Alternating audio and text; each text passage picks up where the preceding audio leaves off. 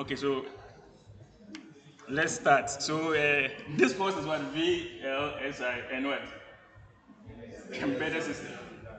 I mean, you guys are in fourth year, right? You know that if you get to fourth year, in some places nobody because you have learned everything. You know? In fourth year, you just apply what you've learned, right? There'll be no. Oh yeah. I mean, I finished tech, so it was like that. In fourth year, there was. The, how?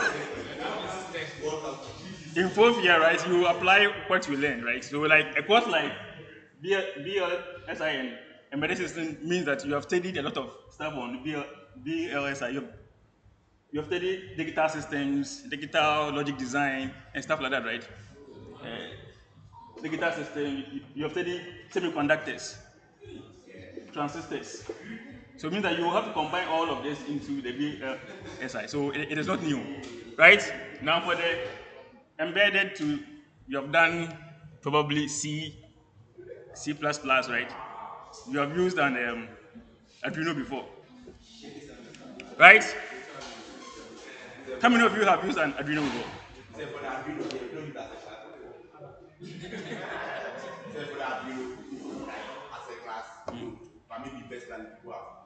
But have you used it? How many of you have not used it before? So you have all used an Arduino before. So this course is just going to be very easy, right? All right. So it means that, but the most important is that ideally, how many weeks do you guys have? 10 weeks, 11 weeks, 12 weeks. So, and then the old one it was how many weeks?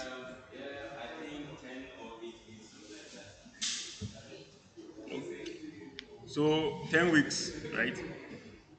But for a course like this, right? I mean, at first the normal thing was like 4 months, right? Normal semester, 4 months. So for the 4 months, you could have finished this course and then you be able to do something with it. But for 8 weeks, there's nothing you can do. There's nothing to learn here in 8 weeks, right? Because what I mean by that because first of all, you have to know the link between VLSI and embedded systems.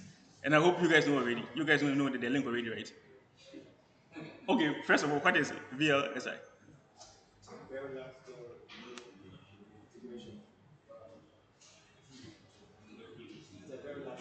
Integration, right? So now, okay, let me say this.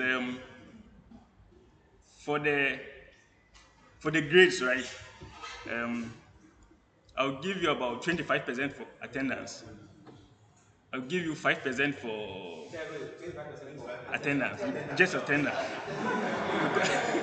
So 25% for attendance, 5% for answering or asking questions, and then probably 10% for some small projects. So if you attend classes, then you answer questions, and then you do a little project.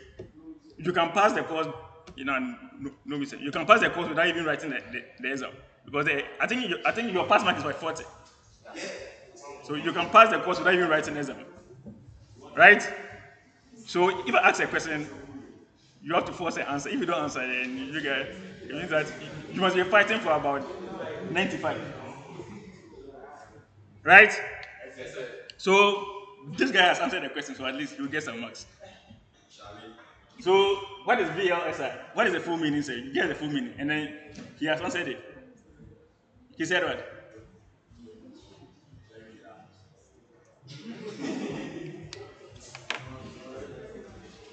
What? Oh, hurry up, hurry up, hurry up, hurry up. Integration, right? And what does that mean? I mean, you guys have done something on things on this before, right? Don't disgrace your lecturers. I mean, you are. So, what is it about? What is VLSI about?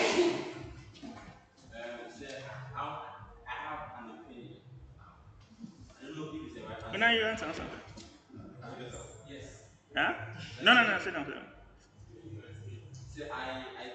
has to do with like a small system being able to perform like huge or like a vast range of functions per component on the board. Okay, maybe. You guys are pure computer engineering course, right? Do you know the difference between computer engineering and computer science or then software engineering, guys? Do you know your main difference? What is it? The main difference between computer engineering and probably software or computer science. What do you think your differences are?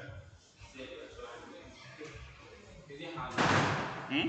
hardware and electronics? You know that, right? You know that as computer engineers, you are not software engineers, right? I mean, it depends on where you are, right? But here in this country, because there are no hardware companies, so everybody falls in line with computer science, what software engineering. So everybody learns how to program C, Java, whatever, right? But your main, as a computer engineer, your main job is the hardware. And then if I say the hardware, I don't mean you trying to replace somebody's RAM or replace some hard disks on somebody's PC. I mean, I mean, if we tell somebody that you are a computer engineer, the first thing is that can you actually what repair my PC for me, right? But that's not the hardware we are talking about, right? So what is the hardware we, that we are talking about? So the chip itself. So your job is how to manufacture the circuits itself, the integrated circuit within the board. Probably like the RAM, right? You don't learn how to you don't learn how to you don't learn how to you don't learn how to actually um, remove RAM or something like that, but you learn how to manufacture the RAM itself from the scratch. How do you do that? The RAM, probably the RAM, the CPU, and then the other stuff on the PC. The chip itself, you learn how to manufacture them. You learn how to actually design them from the scratch. And I believe that throughout your from your first year to your last year, that's what they actually that's how they actually prepared you for, right? How to manufacture a chip. How do you manufacture a chip? An integrated circuit. You have no idea. You're in fourth year of computer engineering.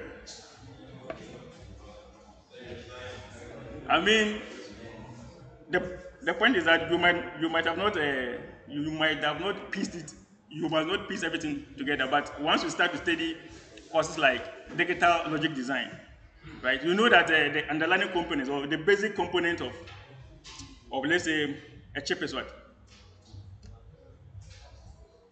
the basic building block of an integrated circuit or of a chip. What is it? Transistors, right? So that's why probably first year, second year, you study something like semiconductors, or probably right, or you study something like digital logic design. So that is the foundation of making a chip, right?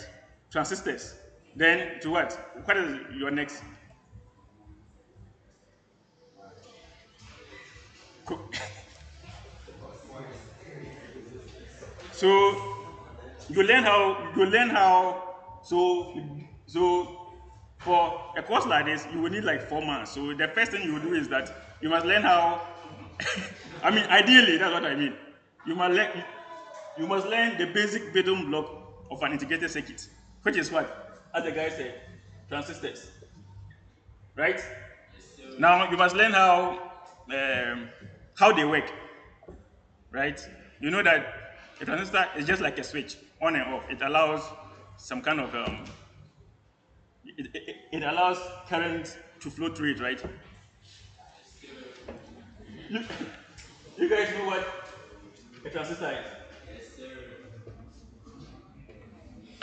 Two types of transistors, NMOS, PMOS, that kind of stuff. Yeah. Right now, after you've learned how this one operates and how this one operates, you must learn how to combine these two to form a what? Anybody? So the basic building block of an integrated circuit is the transistor. After that, you have to learn how to use a transistor to make what? Huh? Master, hurry up, hurry up, hurry up. These are just basics. Logic gates, right? So what are the logic gates we have? What are the logic gates we have? AND gate, OR gate, NAND gate, right? XOR gate, right? So now those gates are made from what? Transistors. You combine them and then you use them to form the logic gate, the AND gates, and then all of that.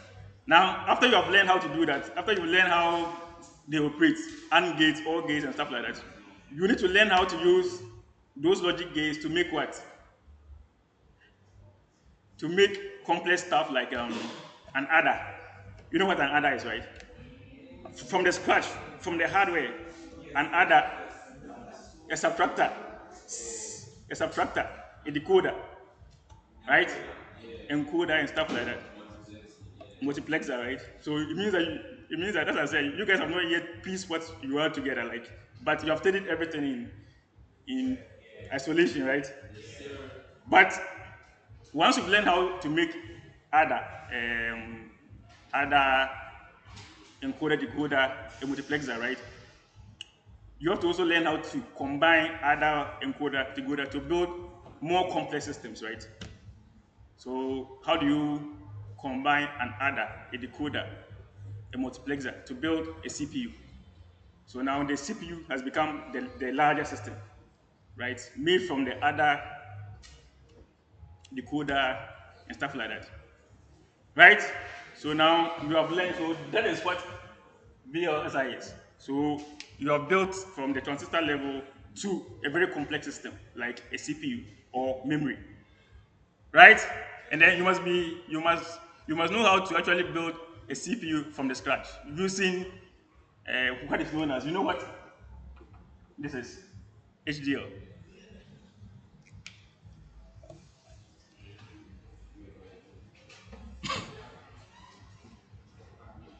What is HDL?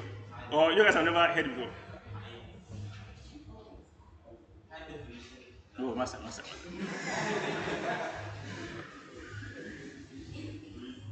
HDL. HDL.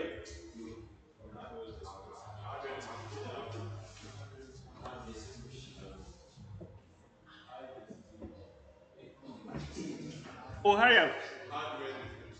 Hardware description language, right? And you know what hardware description languages are? So at first, right, probably some years back in the 60s or 70s, to manufacture a chip, right, you have to sit down to draw the we call it the schematic using transistors, right? So you will combine transistors into the AND gate into, and then you have to draw it from the scratch, right? But as time went on, and because we wanted to do things faster, right, they invented languages like the hardware description language. It's like probably the software ones, like the C++, but this is for hardware, right? So you use the HDL to write your code, and then that code you use the normal you use a synthesizer, a software tool, right, to compile this code into gate level, into AND gates, OR gates, and stuff like that, right? I hope you know that that's even how. Okay, probably not, but you know that if you write a C language, right, what happens to the C language if you compile it? What do you get after you compile a C language code or C, whatever? The basic underlying goal is what? Eh? If you compile a C code, what are you actually compiling it into? Yeah, machine language. And then you know, machine language has zeros and ones, right? Zeros and ones, and this one all fall down still to the hardware because the hardware only understands zeros and ones. And why is it that the hardware only understands zeros and ones? Why?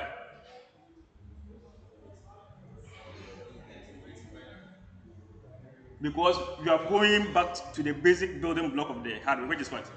Transistor. The transistor only understands high or low, right? So you must understand the courses you are doing and then how they all relate. If not, you have actually wasted your money in school. Now you must understand all, but it is what it is.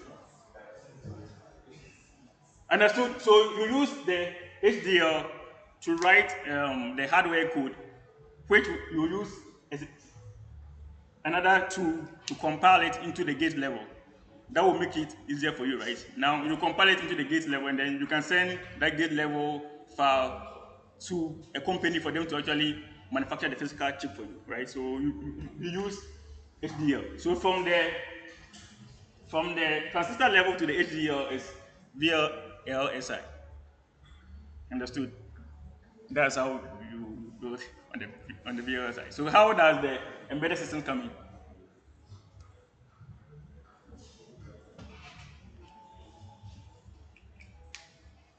You guys know what an embedded system is, right?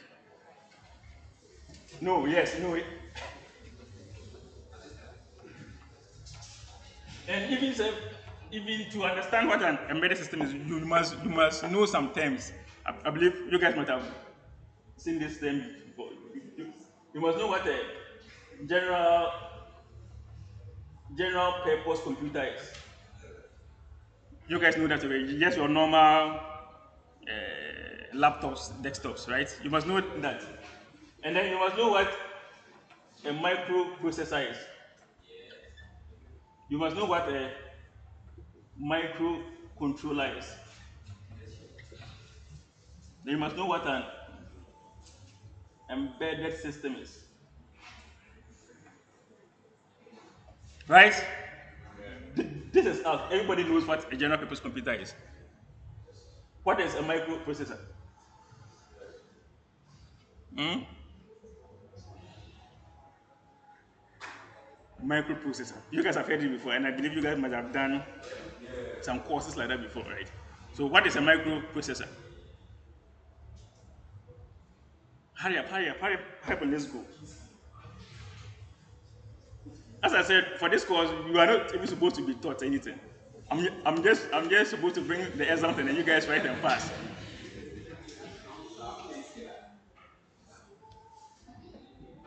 Uh-huh.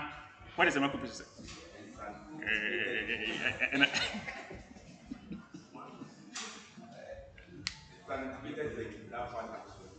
that was the microprocessor. That's what. Yeah.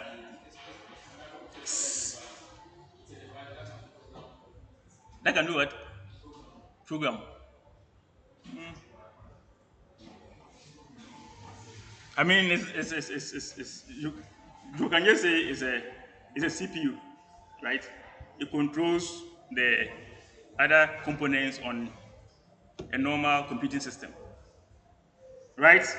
That is what a microprocessor is. So, and then, but the most important thing is that it's a single chip, right? It's a single chip that actually controls the execution of flow of algorithms on your normal kind of computer, right? And then what is it made up of? The internal architecture of a micro. What is it made up of? So it has an ALU, right? It has what? The control unit. It has what? Sometimes memory, sometimes, only sometimes. Memory, right?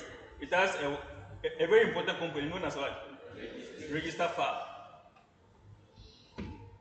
Right? So this is what it is made up of. The most important thing is that all these components are integrated into just one chip. Right? So this one is not separate from this, it's not separate from this. Everything is contained within this small chip here. That is what a microprocessor is. I hope you're getting the difference. Right? So what is a microcontroller? So now that you know what a microprocessor is, and then or probably you guys even knew it a long time ago, right? So what is a microcontroller? You guys know this one already.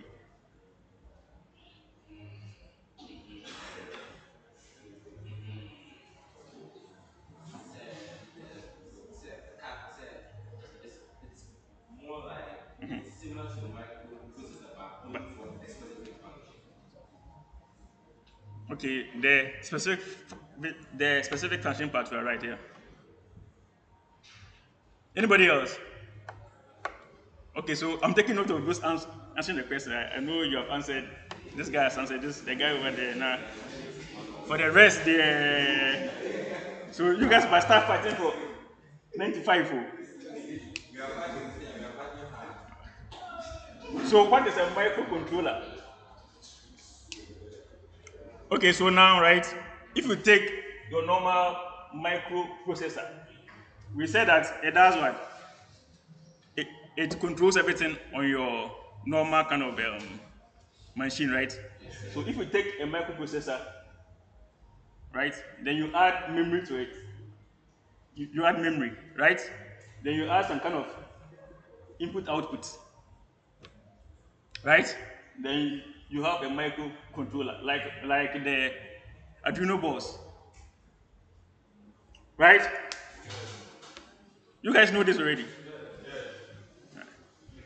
So it means that this microprocessor is just a single chip with register power, ALU, control units, and memory on it. Now, if you take a microprocessor, then you take memory, and then you take I/O, and then some other sensors, right?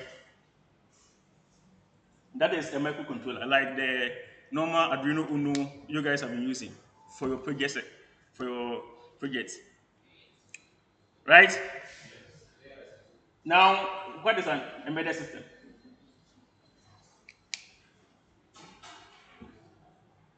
Hurry up, hurry up, hurry up.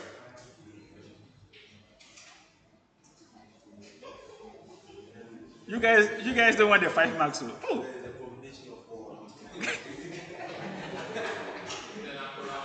I mean, yeah, you are right. So if you take the microcontroller, you know that it has a microprocessor, right? If you take that and then you add software, you add software to it, right? You have an embedded system. So it means that how does the VLSI and embedded system relate? So the VLSI is the underlying hardware. Then once you combine the hardware and then you add the software, then you are not dealing with an embedded system. That's what you are going to learn, right? In 10 weeks. And then each lesson is like what? 2 hours.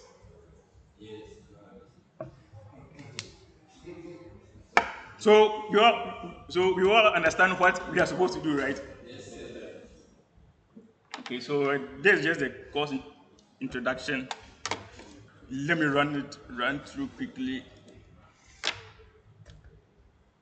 Okay, my name is there. This doesn't matter. This doesn't matter.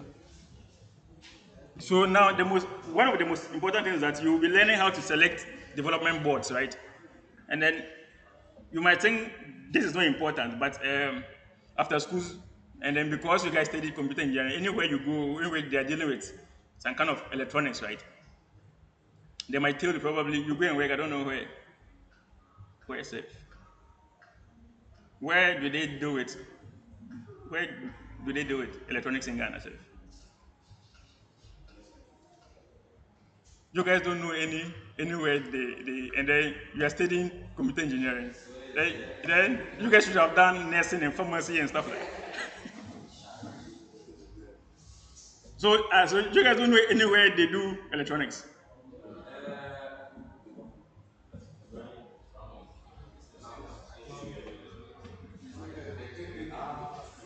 Where? Hurry up, where? Soko area. What is that? Yeah, I think I know somebody working there.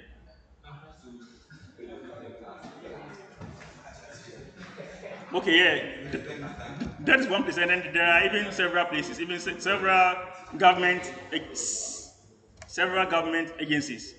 Like where I work at CSR, but they have an electronic division. So that's what we do. We develop electronic electronic stuff, right? I'll join you too.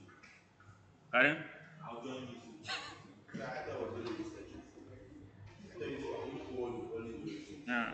So now, so imagine you go and work in you go and work in one, and then they say that they you know that there are these normal cameras you can put outside to see whether somebody is coming into your building or whatever and stuff like that, right? So they tell you that those ones are expensive, right? They want very low cost kind of a camera, right?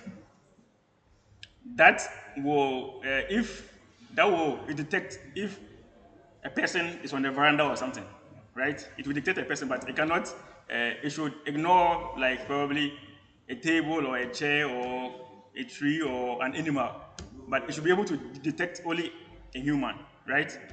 And then after it has done that, right, it detects a human. It takes an image, right, a snapshot of that human, and then it sends it to probably some email server or something like send it to you through an email, right? So you just went and then you actually started to work there, right? And then they asked you to do or to design a system like this, and then it is supposed to be so small, like this, right? How are you going to begin?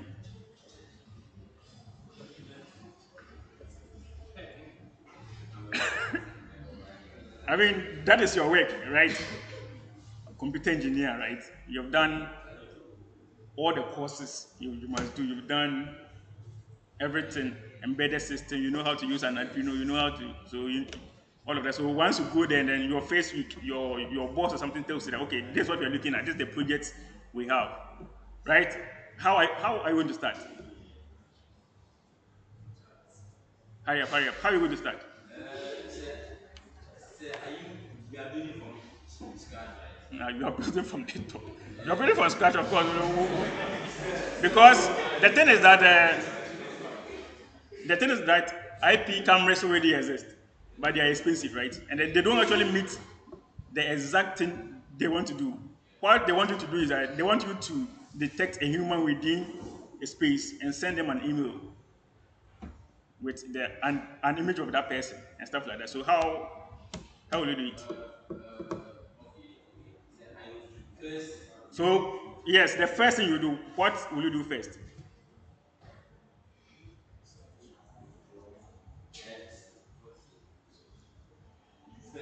you first need your requirement, yeah, your requirement, I've given you the requirement. yeah. I've given it to you right now. The requirement is a statement I just gave you. I mean, you see, the point is that the difference between a very good engineer, right, and a very bad one is once you are given once you are given a problem, right, how you begin to solve it is how is what will determine if you are a good engineer or not, right? So you must start thinking like an engineer, like from the ground up, the basics, right?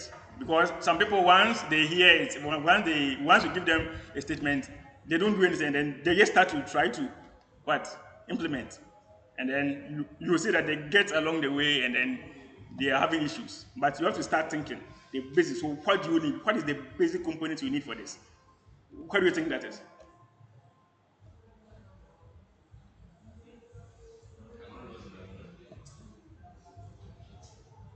The basic component, the basic thing you need for this one. So it means that you are going to buy an NMOS. Master -5. This one here. We are not abreast with the whole creation thing yet. My whole what? We are not used. We are new to this creation of the whole thing, the whole system. That's why most people are not answering. You are new to what? I don't get it. I don't We get are not it. used to it. Not used to what? We don't used to what? We are not used to like this criteria of making an entire system from scratch. How like how aren't you used to it? How are you taught? I mean, so the first thing is you need a microcontroller. As we said here, right? Your Arduino boards, right? But now the most important thing is that, as I said, in the first one, you will have to learn how to select development boards, like the Arduino boards, right? And then the tool chain to use, the software to use to program those boards. So your first step is you need an Arduino board, but there are so many of them, right? So which boards have you used before? Has anybody, you guys said you've used an Arduino board before. So which one have you used? Uno. Have you used the Nano before? Oh, I think I have someone here. This one, this small one. Okay, so now the first thing is you select your board. You know that of course you're going to use a micro controller, but which one? Now, if you start, okay, now they also give you a budget constraints, right? They say you have to develop it under 1,000 cities. So they give you the 1,000 cities to go and buy the components, right? Now you start. Then the cheapest board is the what? The Arduino Uno. Probably is that how much? 700, 500, Ah, really? Is that expensive? I didn't know. I thought it was like 100 cities or something. Or like, okay, that's fine. So now you go for that one, right? So what is your next step? So now we are dealing with the hardware. You have your micro what? Controller. Which one will you select? You said you select the Arduino Uno, right? Okay, now you have selected that one. Then what next? You need the Arduino Uno has no camera, but you are trying to stream something, right? So you need a camera, right? Now the Arduino Uno has no Wi-Fi because you will end up sending an email or something. So you need probably they call it what, a shield, that kind of Wi-Fi, Bluetooth kind of shield, right? So all of these components you have to buy them individually, right? They now combine them. So will it work?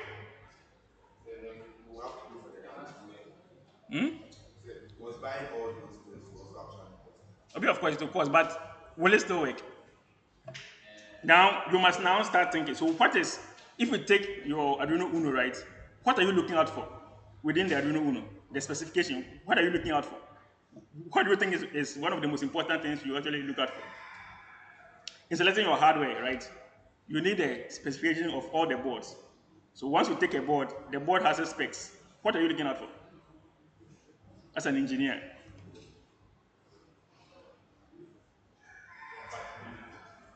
If you don't know, then you guys have to go and start BAC nursing.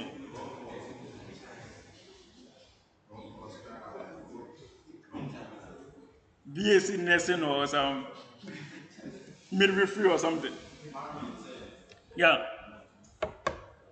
So it means that your first step is that you look for microcontrollers, right? Go online, search for them. There are so many of them. Now you look at you take each one. They give you the specs of each one. It's available online. So you look at the specs. But what are you looking out for? Yeah. To to what? Or with what? Or what? Compatibility with what? To what? And so you know what you are designing, right? So what are you looking out for? Once you take the board, once you take the Arduino Uno, so I take an Arduino Uno, I take an Arduino Nano, like this one. I take it, right? So what in the specs will I look out for? For the system we are moving to, we are making there, you want to know if the board is capable of working with the camera. I think I do something like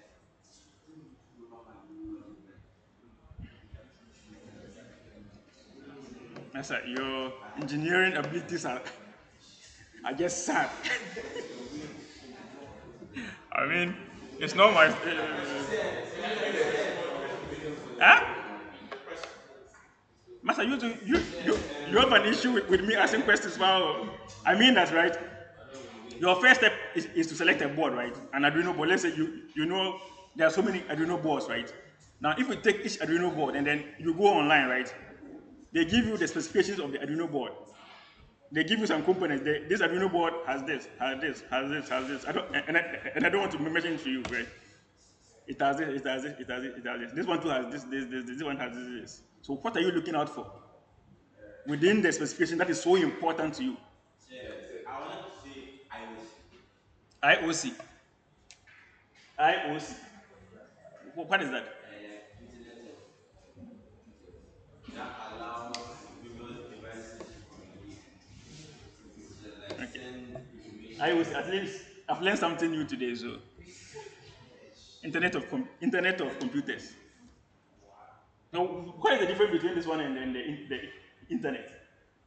The difference between IOC and then the internet. So the internet is more of a communicate. It's a connection of computers where you can find. And then what is the IOC? So the IoT allows various components to share Various computers, or is that various computers, not computers as in like a laptop and a laptop, more of like you have like you're saying you mean IoT or IOC? Forget about it. Just forget about it.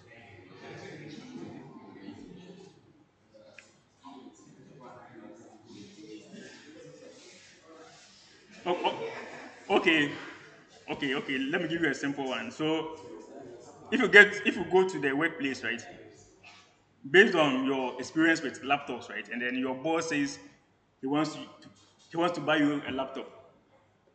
What is the first thing? What is the first specification you're looking for in the laptop? The speed of the processor, right? Then what? RAM. Mem- okay, RAM is the same. The memory space, right? Probably RAM and then ROM or whatever. The storage, whatever. So now you must know that each Arduino board too has this kind of specification, right? We have the frequency, we have memory, right? Memory can be two. You can have RAM and then you have the flash, right? So let's even take just these two, frequency, memory. Some have some power requirements, right? So based on what we are designing, now if you use okay, so now you must understand we are doing everything on the board. The only thing you do outside the board is send email. So it means that it is not as easy as you think. It's not a very simple system, right? Because you are doing processing on the board, and then this Arduino boards are not like a normal kind of laptop or something that have so much RAM, so much probably so much speed, right? It has less RAM, it has less speed than a normal CPU, right? So it means that the first thing we are doing is that we are picking um, what do you call it? A stream of images, right? Through the camera. Let's say you bought a camera, so it streams the, and then it's streaming all the time, right? Probably you can set it to probably every 5 seconds, it receives an image, right? Now it takes this image, and then the image is fed to the board, right? So the image is stored where in the flash, or the image is stored in the flash, right? So it means that you know that right now for a normal image, you are thinking of about probably 100 megabytes, 200 megabytes thereabouts, right? Right? Normally, probably. Or what is the normal size of? It depends. It depends, but let's say normally 100 megabytes. But now, if you take the Arduino Uno board, right, it has a RAM of probably about 512 kilobytes, right? I don't know about. It has about 256 kilobytes of RAM, it has 5.2, probably, it has 5.2 kilobytes of flash. So it means that if you are storing 100 megabytes here, it's impossible. It means that that board is out, right? It's out to store even one image on it. Are you understanding? So that board is out. So it means that you will need a board with higher RAM, right? And then higher flash. Now, not only that, so let's say you even find a board with a higher flash, probably flash of probably 1 gig. Okay, so 1 gig can take several images. If you are thinking about 100 megabytes, right, of images coming in. Now, after it has taken the image, right, what does it do? We need to detect that it's a person or it's not a person, right? So how do you do that? So now you have gone into the realm of machine learning, right? Now, how do you run machine learning on a low-cost board like an Arduino board? You must know that running a machine learning algorithm is no joke, right? You need a lot of power to run it. So if your board that has less power, it means that that one too will be out. So you need a board that uses more power, right? That is one. Now, two, you also need a board that is fast because now once it picks the image, right, you design an algorithm. Let's say you even know how to do that. You can easily design some deep learning algorithms with and I hope you guys have done AI before, something about AI, right? So designing how do I design an algorithm to know that this is a human or not, right? You'll be going to probably CNN, convolutional neural network. You design a simple one that has probably 4 layers or something. Okay. Now, to run it, right, it takes a lot of, as I said, power, and then depending on the speed, it will be either slow or fast, right? Now, after you have run it, and then it detects that it's a person, what does it do? It needs to send an email to.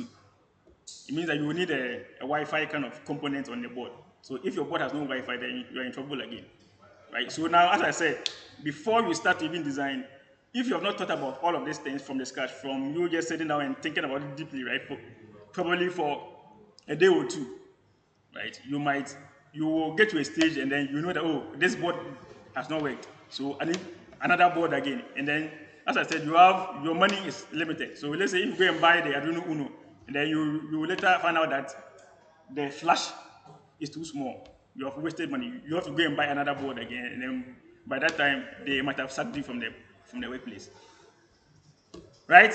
So you need to learn how to actually select the board, and then the only last thing is that you need to learn how to select the board. You need to learn how to program the board, right? And then after that, you are now going to understand the simple building blocks of an IC.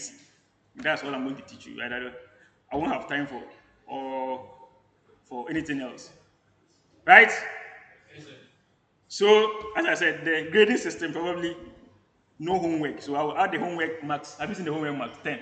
I'll add it to the attendance of 50, which will be 25. Participation 5 marks. Project 10 marks, and then you are gone. And that's okay, right? And then this is going to be the structure. So the first part is the embedded system part. The first part is the embedded system part, where we are going to learn how to program this particular board. Then you will do some simple project, and then you are done. So those of you who might be using the board for your final year project, right? Probably this will help you. How many of you are doing final year project that involve Arduino boards? Only a few of you. So the rest are just doing software, right?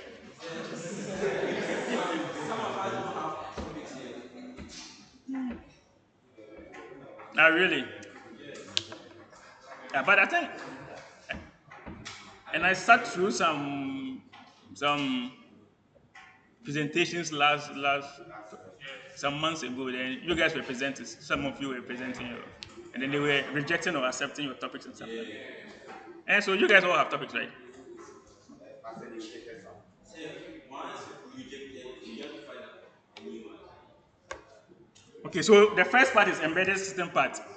The second part is the VLSL part, where you will learn the building blocks and then up to sequential logic design. And then even for the second part, I believe you guys must have done all of them before, right? So it's just to update yourself. So for the first part, you can use these textbooks. There are some links there if you're going to read. The second part, you can use this textbook or not. Just just attend classes and then you'll be fine. Any question here?